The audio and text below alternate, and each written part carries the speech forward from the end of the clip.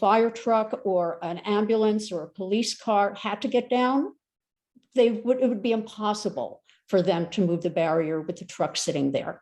These barriers are causing more danger than they are saving. And bicyclists, e-bikes especially, race up and down the street in both directions. Willoughby is a one-way avenue, but bikes race up and down. I've almost been hit a number of times by bicycles. I'm getting old, but I'm still pretty spry, so I've been able to jump out of the way. But I believe the open street is definitely more dangerous now than it's been. On another note, unrelated to safety, or kind of related to safety, down Willoughby Avenue from Washington Park to Hall, that 8-block stretch, there are these blue painted areas in the middle of the streets, which used to have planters in the middle of the street. The intention was to slow down drivers. However, fire trucks could not get by, so these planters were moved over to the curb. Now the only purpose this blue area serves is to remove 13 parking spaces from that 8-block stretch, at least 13 parking spaces, if not more. By removing those parking spaces, it might not sound like a lot to people who don't drive, but for those of us who live here, for people who work in the area, like our teachers at our local schools, 13 parking spaces is meaningful. And by having to drive around more to look for parking spaces, as the previous speaker said, we're adding pollution. We are creating traffic, more traffic, like on Myrtle, on Lafayette. Maria, please finish up. Okay, and there's more potential for accidents, and nobody wants that. Okay, Thank you. John, you're next. Yeah, I'll get to you, Lucy. I promise. I'm now unmuted. First of all, if the commissioner is still on, I'm giving him a note. He can go in 2 hours later tomorrow. He's still on. At my request, he's still on. He can go in late tomorrow. Sid, we asked for the criteria for DOT to install street closings. We have gotten nothing yet. How can you implement a policy throughout the city without a written policy that gets shared and discussed with the affected community? This is what I'm going to earlier. You have to come to the community board to entertain comments about anything you choose to do that affects the community. Why do we not have this process for everything? And I would like the commissioner to respond just like DOT responded to one of your previous calls. Why no policy? Why no written policy on the closed streets? I don't, when you say written policy on closed streets, I guess we have to, first of all, the open streets program, so it's just be understanding. It's not something that came out of nowhere. It's not even based on the pandemic anymore. It was passed by law, last city council, signed by the mayor. It's in local law now. It's something that we're encouraging throughout the city, not just CB2 in Brooklyn, it's going citywide. So we basically look for people who sponsor the streets. We get information, nominations. It goes to many agencies, and not just, we just don't look at it and say no. We go to many agencies to get their review, and those agencies include the NYPD and the fire department. I will say I'm gonna follow up on this. The officers of an 88th precinct saying that the open street stopped them from chasing a suspect. I need to follow up on that. Because, it's very true, Commissioner Bray. No, I'm not denying it is true, and I'm sure Ms. Tate was telling the truth. That's not what I'm saying. I need to follow up on it. But my point is, if you talk to any of the that being said, Let him finish. We do get it is reviewed by NYPD and FDNY amongst other city agencies. So, and then once it goes through that internal process within the city, then we do right now have a process where we go to community board and we actually give it to all elected officials as well, both city council members, state assembly members, state senator, to get their review about it. You know, I've spoken to Council Member Hudson, and she has issues with the street as well. You know, you've heard it. I have an issue with the signage. I mean, you know, you've heard me ad nauseum about this one. I really would hope that you know, we haven't seen progress. We've been working on this with you for a while. We haven't seen progress. I would really like some commitment that we can see some progress relatively soon. And I'm aware that there's some issues down at City Hall, but this needs to be resolved before the summer. So I'm gonna listen to the other comments that are coming. What I want to say is that apologize that we haven't given a presentation on Willoughby Street before, and the cancellations, those are all on DOT's part, having nothing to do with the community board. Basically, we are been reviewing the proposals, are still going through an internal review about the changes that we're thinking of making and finalizing there. And that's why we haven't presented it to you yet, because there's basically, we have nothing to present the change until it's been vetted. So that's the reason why we haven't gone to community board. We should definitely by September have something, if not earlier, to let you know some of the changes that we're looking to do there. Okay, and So anyway, I'm here to list everybody else. I'm going to do too, but I would ask you before those are finalized, that you give us one more shot at to discuss it. And you made the same mistake I make most of the time. You called it Willoughby Street. It's Willoughby Avenue, but that's beside the point. I'm going to call Kerwin Nicome. Unmute yourself. Yes, kind of. Hi, 2 minutes, yes, please. Yeah, I'm going to keep it short. By the way, another issue on Willoughby is that cars have been, because no one wants to get out and move a barrier 2 and 3 and 4 times, circling around the blocks looking for parking spots. And people pull the barrier across so that a car can't go. So cars are really just going down Willoughby now. They're just going in the other direction. So here's an example of that. Right, I was leaving my house one day, and it's like, oh, this car is just going in the other direction now. Right. So I'll just press play. All right, here I am leaving the house, and the car is going down the other direction. Did everybody see that? Yes. Good. I can even tell you the license plate of the traffic cop that was going down Waverly at the time when that car was going by. All right, the license plate number was 7447. It had like a small 18. So this is about, 8:58 in the morning. And it happens a lot. It happens in the evening too, because again, people don't want to, let me stop sharing. Yeah, people don't want to have to drive around the neighborhood and move a barrier every time they're looking for a parking spot. So yeah, I just wanted to share with you that development. Thanks. And I actually live on Willoughby, by the way, and I want to reiterate, we didn't have any input on this. That survey was biased. Anyone who was in like a junior high school statistics class would take a look at that survey and be like, this is a pretty biased survey in favor of something, instead of getting actual input from the people who live on the street. Thank you.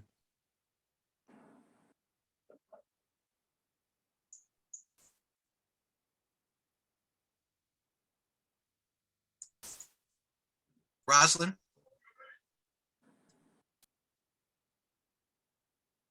Hold on. Tell me if I'm unmuted. You're unmuted. Okay, I just wonder what kind of study was done on Willoughby before this was implemented, certainly made permanent. In order to gain access to the block of Willoughby between Carlton and Adelphi, there is only one way to get there, and that is by a right-hand turn onto Willoughby, and that is blocked, obstructed with a barrier. On that block are 4 driveways, 4. Each of those properties to which the driveway is connected are owned by people over the age of 65. There was one in particular who is 78, a prominent member of our community, who cannot move the barrier and therefore has to drive 3 blocks around to the front of her house and back in, going west on an eastbound street to get to her driveway. I, on 2 occasions, have had to back up because that truck that Maria referred to, I have a photograph of it. It was parked for a very long time, and I had to get into the driveway. And also with street work, I had to go back and drive into the driveway to unload supplies to that building. And you know, I move the barrier at risk. Many other people do as well, but this block is absolutely, so I've gone twice backwards up the street, and the neighbor across the street has to do it. It's the only way she could get to it. So I don't know what kind of study was conducted here when there are 4 driveways on one block and no house facing it. It's all driveways. Brandon Chamberlain? Keith? Hi, thanks so much. I just wanted to comment. We're 90 seconds, please. Okay. I just wanted to comment. I haven't seen anyone speaking who's like under 10 years old. And, you know, given the late hour that and their bedtimes, that might not be surprising. But every time on Willoughby, it's just filled with parents and like little kids scooting in the middle of the street on their little scooters on bikes. It's the cutest thing ever. And it's just incredibly joyful. And just what a fantastic addition to the neighborhood. So I just wanted to thank you for your work on that, Commissioner Bray. And, you know, for people that have driveways, I guess I don't see the terrible thing. If you back down half a block going 5 miles an hour, everyone's respectful of people. It's so much safer, and just what a great project and an improvement. So for the littlest members of the community, I figure someone should speak up for them. Thanks so much. Brandon, are they out at 2 in the morning? I don't know. I'm usually. Thank you, Brandon. Thank you, Brandon. I'm happy to, Brandon, I think there's a reasonable period of time for this. I'm That's happy one of the to issues. conduct a canvas to. Yes, thank you, Brandon. Daniel Meek. About it too. Daniel Meek.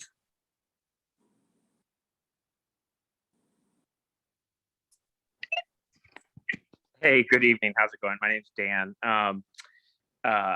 Thanks for conducting the meeting tonight. I live in Dumbo, actually on Washington Street. We currently have literally one block that is an open street 7 days a week. The parallel street, Main Street, is also under construction for the next 6 months. We have an open street that's one block that's closed, literally 200 feet from a public park, about 250 feet from an archway that's open all year round. There's been no community input. There's a survey right now with over 100 residents in the neighborhood who want it open. It's actually a hazard because all of the delivery trucks that can't get through. It adds congestion in the neighborhood. So I'm just advocating that we have it open. It's literally one block. I don't even understand how it got closed for an open street 7 days a week. And I would ask you to make sure that material is sent both to the community board and to Commissioner Bray. And if you don't know if Commissioner Bray's address, if you get it to the community board, we will make sure that it goes over there as well. Thank you, Sid. Yeah, I appreciate that. Yeah, the construction on Main Street is all summer. So I'm just hoping this is not something that waits until the fall. Nicole Murray. Yeah, sorry if it's way past my bedtime. I'm a little bleary-eyed, but I actually wanted to follow up with I think Maria's comment about the trucks blocking the, I guess they park kind of perpendicular on the street, and I have seen that myself a few times. And I also find that unacceptable. I have spoken to several of those workers, whether it's a moving truck or a delivery truck, and say, hey, what's up? Like, what are you doing here? And basically they do it because it's a de facto loading zone, because we don't have any loading zones on the street. And I'm thinking I think that loading zones came up as something that could be done in the neighborhood a few years ago, but it wasn't voted on, or maybe it was disapproved. So, the workers, it's either that or double park somewhere. So I think it's a good example, they shouldn't park there, but it's showing that what workers want and need is a loading zone. It's just a safe place they can park and not double park people in. So I want to know, maybe Keith, if there's any other consideration of loading zones being put into the neighborhood on other streets. Thank you, Nicole. Jenny. Certainly, we can consider neighborhood loading zones, but that's something that's going to have to be discussed with the community board and others. Thank you. Jenny Pierce. I'll get to you, Lucy, eventually. Hi, everyone. Can you hear me? Yes. Hi, I'll be quick. I just wanted to thank DOT for attending this meeting. I'm a resident of Clinton Hill. I live on Willoughby Avenue on the open street, and I want to register my support for the open street. I look forward to seeing solutions from DOT that make the open street more permanent. Thank you. Esther? I just have one thing is late. Mr. Bray, when you said the open streets now will be reviewed by the community boards, do you mean that we'll be voting on them, or are we just going to be informed of the new streets that's going to be online? So right now, the process is we send a letter or an email to the community board asking you for 30 days to give us a review and comments. And then based on the comments we receive from you, and like I said, we send that same communication to the local elected officials as well. It'll be part of our decision-making process of whether we move forward or not. The answer is they're going to get our comments, but what they do with them is internal. Hopefully they will listen, but we'll have to wait and see. Only 30 days. Are you really counting from the day we get the correspondence into 30 days? It's not 45 days or anything else. It's 30 days. Well, it's 30 days, but obviously if, the board lets us know that they want to get back to us or talk to us, we could, obviously that's what we're asking for. We could take more time. I mean, CB10 actually did vote on a couple of open streets earlier this year. So we have had a few community boards voting, but it's however you want to respond to us is how we're taking your feedback. Dan Weiss? Hey, it's late, so I'll be quick. I just want to register my support for the Willoughby Open Street. I think it's wonderful for families and children to have a safe place to walk, and we give up a lot of our public space already to the small minority of New Yorkers who own cars. Thanks. Ryan Howell? Thank you, Hey, Mr. Chair. Hi, how's it going? I just want to say that while I respect, the idea behind inviting people to come and talk about open streets every month, it feels a little bit like Groundhog Day. And not that, we come to discuss the same open streets, because that would be expected. But every time it's like hearing anew that open streets make streets dangerous, cause climate change, not for open streets who would have cured cancer. And it really just kind of goes over the top each and every time. And I don't think that we're making any progress in discussing this issue. I don't think that anybody's mind is being changed. I'm sure DOT is more than used to having people complain about their work. But these meetings have become hour-and-a-half long gripe sessions, and I'm just wondering what the value is to anybody here. DOT isn't gonna remove the street just because we talk about it six meetings in a row. I really think we should consider what value we are adding to this discussion by having people come out and try out the same arguments each and every month. Thank you. Thank you, Brian. Andrew? Hi, it's late. I just wanted to register my support for the open street. I live on DeKalb, and it's such a busy street. People are always speeding down it. There's just a lot of, the sidewalks are narrow. It's just really nice to have the DeKalb Ave open street, especially biking either way. You can go east or west along that. I really make use of that a lot. Thanks. Renee Robinson? Hi, I just want to say that the end doesn't justify the means. Even if you're in favor of open streets, wake up. We are doing the same thing every month, because since March, they told us it was on the April agenda. In April, they told us it was on the May agenda. In May, they said they were extending the survey, and we would discuss it in June. We have never had a chance to input. By anybody's standards, 800 people saying that they have a point of view. I don't drive. And it's not just drivers. It's not about the drivers and the non-drivers. It's about people that live places and have people that are supposedly working for them and supporting them have the right to call them accountable, and that we're not here until 10:30 or pushing 11 o'clock at night when we've been waiting for 4 months. and we're the very last thing on the agenda. And we got Keith Bray saying, hey, we'll get back to you in September, and maybe we'll, tell you what we're planning to do, and maybe we won't. That's not good enough.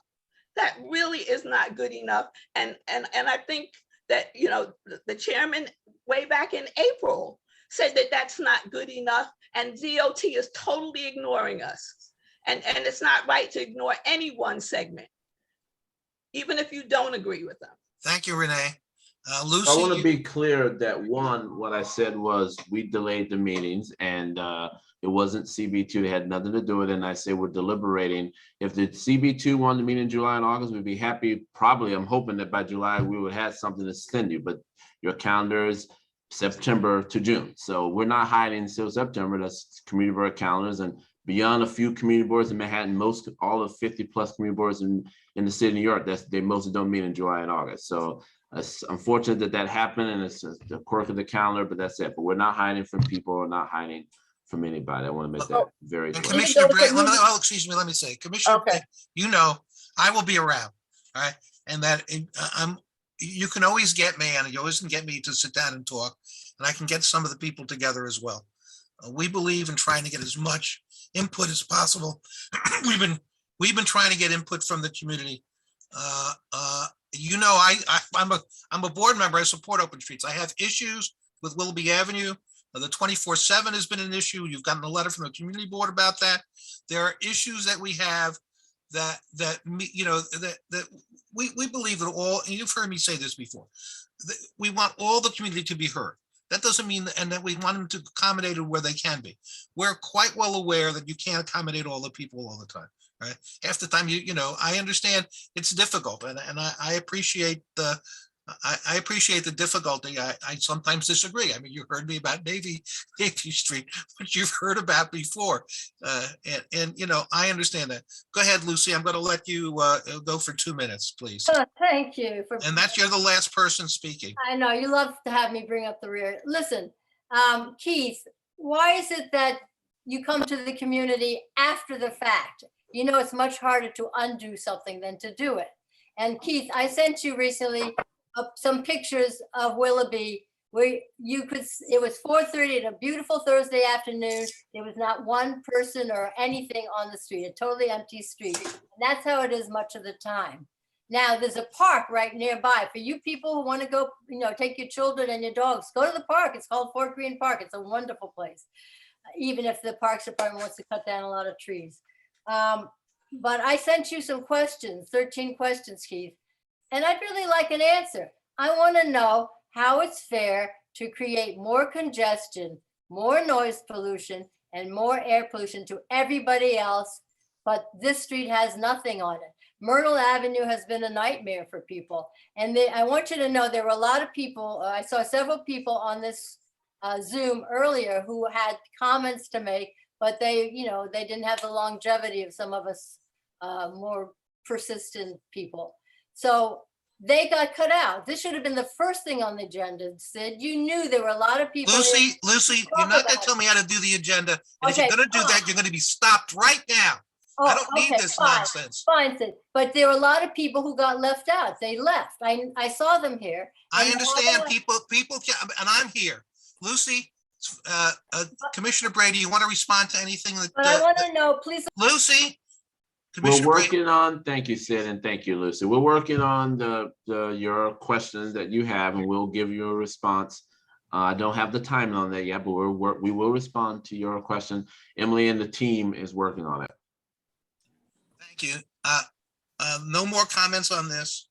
Let me finish my report quickly. Lincoln Wrestler has proposed a parking placard law that will remove 60,000 placards from the street. Hopefully that will go through. There have been a lot of physical problems at Brooklyn Bridge Park where people have had, people were robbed at gunpoint. And at this point, the 8-4 has been working on that. There have been some arrests. Obviously, we're in the summer. They've added some police to to Brooklyn Bridge Park, and hopefully that will control it as well. I'm not going to go into the police reports, the stat reports. They'll be available in with the minutes when we do the minutes. And that's the end of my report. We do have whether there's any other committee business and whether there is anybody who wants to speak on a community forum. And community forum is only for non-board members. If they want to speak about anything else. Mr. Meyer, I think you may have just missed it because her hand is hard to see on her particular background, but Ms. Lorena Allen had her hand up earlier. Well, since we're in the community forum, I will allow her, Lorena to speak for 2 minutes. Yeah, I'm not even going to take 2 minutes. I mean, I've spoken so many times about this, and I spoke at length with the DOT representatives that were on the street. And I started speaking about this street before it was permanent. I had concerns about safety, signage, and now it's become about management. It's not managed. There's planters in front of access to the sidewalk at the curb level. I mean, there's so many problems, and we haven't even been, like, we're just being completely ignored. I mean, it seems like the street is being ignored itself. I mean, it doesn't get swept. I mean, the barricades are being removed. I don't see why not. Why not? Why aren't they removed more? It's not safe. Nothing's safe about it.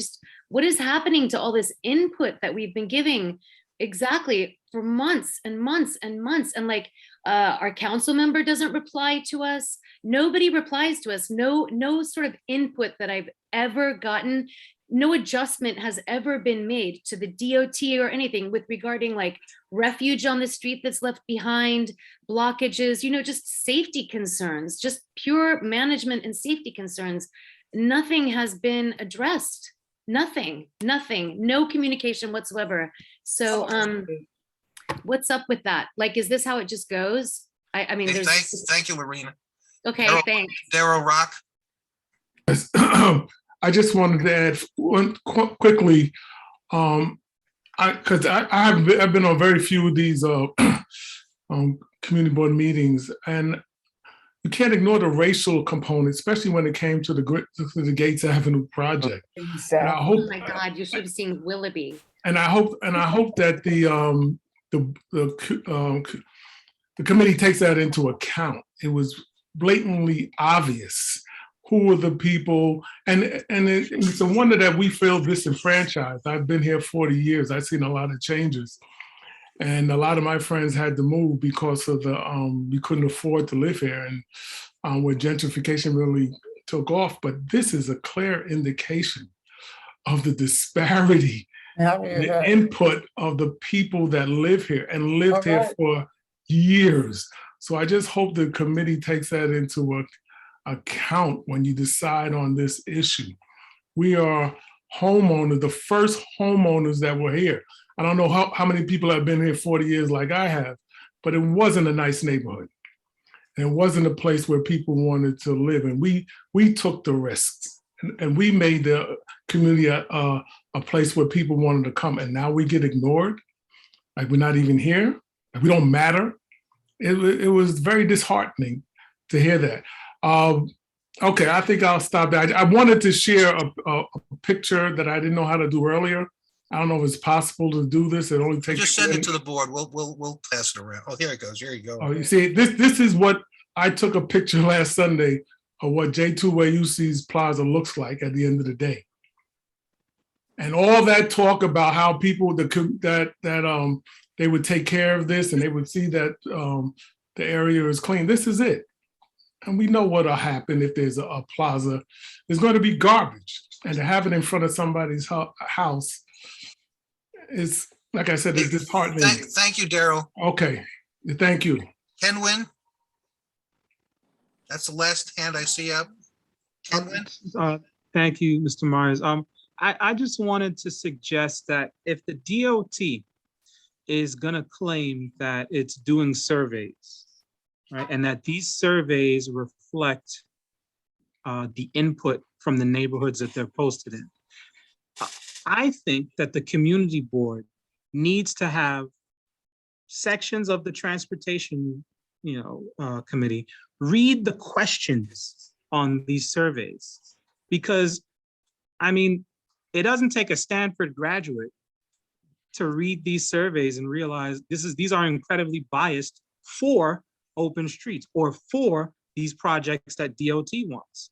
So I would like these surveys read and put on the record, right, for all time, so that we can see, so the world can see exactly how these situations have been going down in this community for a couple of years now.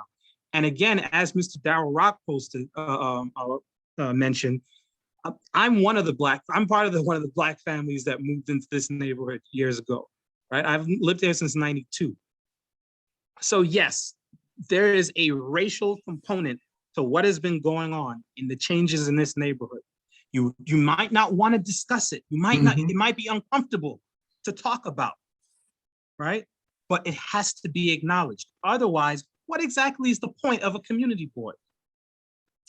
What exactly are we doing? Thank All you. right? I want to point out that the district that that council member Crystal's office, Crystal Hudson, council member Hudson's office is actually still on, has been listening. And she puts down in the chat both her email address and the phone number to contact them if you have any questions. On that note, we have. Sid, is that on Andrew Wright? That's from Crystal Hudson office? No, it's yeah, Andrew Wright, yes. And he's still on? He's still on. District 35 at council nyc.gov or their office number, and I'll read it out. But we met with Crystal Hudson, and she said she did not know about the changes to Gates Avenue, and that Mr. Wright was supposed to be looking into it. So all I would say, for the record, he doesn't have to answer me now, is that you really need to look into what they are proposing for Gates and Vanderbilt, which involves now Clinton and Clinton between Gates and Vanderbilt. We need an answer on that. On that note, we are at the end of the agenda. Can I get a motion to adjourn? No. Can I get a motion to adjourn? No motion. John, you can't make a motion. You're not a member of the committee. I can make a motion if I want to. I make all the motions I want. You should know that by now, Sid. We're gonna make a motion. Esther, you want to make a motion to adjourn? John, we gotta make a motion to adjourn. It's 8 minutes to 11. Yes, I'm making a motion to adjourn. Second, Juliet. Hearing no objection, committee is adjourned. Sorry, John. I'm not going